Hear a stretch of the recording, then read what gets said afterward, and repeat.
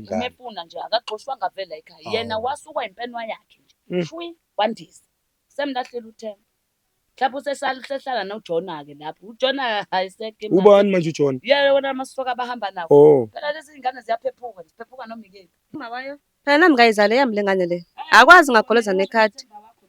Ukhohle uThemba ahlangani la uThemba. Mina ngizekhadi lengane nengane yami kuphela igazi lami.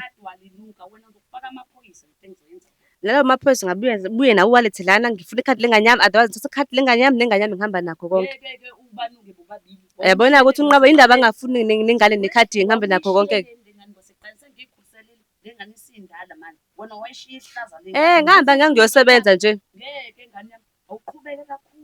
Phela ngikwazi ngaqhubeka ngishiya ingane ngemuva. Lethi ikhadi nengane bese ngikwazi ukuqhubeka nempilo-ke.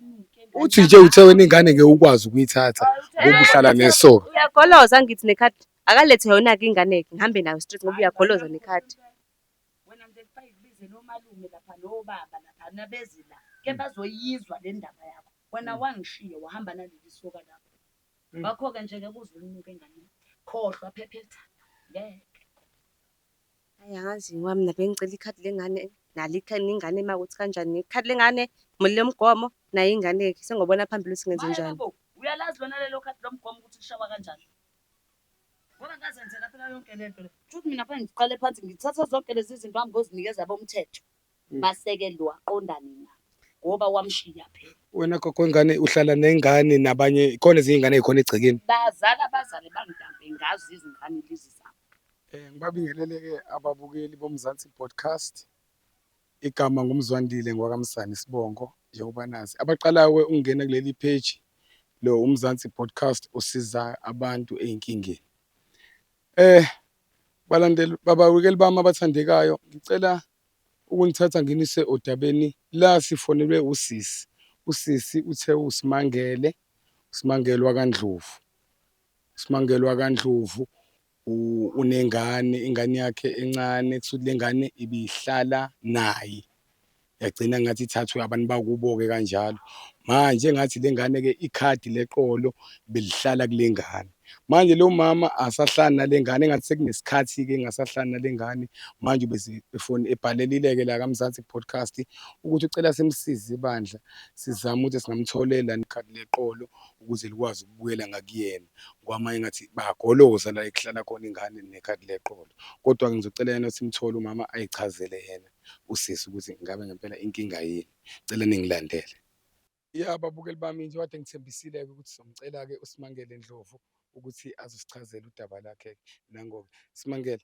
Yebo bhuti njani? Hayi siyaphila. Simangele igama nguMzwandile-ke ngwakamsani. Ngiqhamuka kaMzansi Podcast njengoba usibhalelile. Selisukumele phezulu-ke udaba lakho ngathi ake ngifike ebandla ngizokuluzwa. Udaba nje luke lifuna ukusukunyelwa phambili ngoba kunabantu abamaqili ngempela abenza okungekona la eSouth Africa.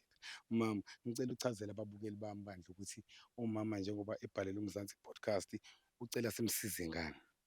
Nje bengibhalile lana uhlelo bengicela ningisize ukuthi ngithole ikhadi lengane yami. Ingane bekade ngihlala nayo, kepha-ke ngase ngathola umsebenzi ngangakhona ukuthi ngihlale nayo ingane yahlala ekhaya kugogo wayo.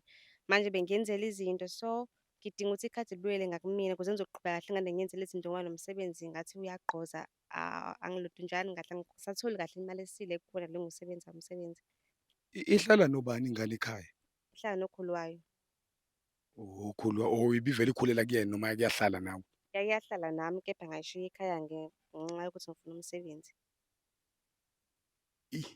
Manje ixolo ubusufuna libuyele ngakuwena. Wena kanti uhlala nobani? Mina ngihlala nomlingani wami endlini. Umlingane endlelani? Umuntu engibambisene naye. Owesilisa? Yebo, owesilisa.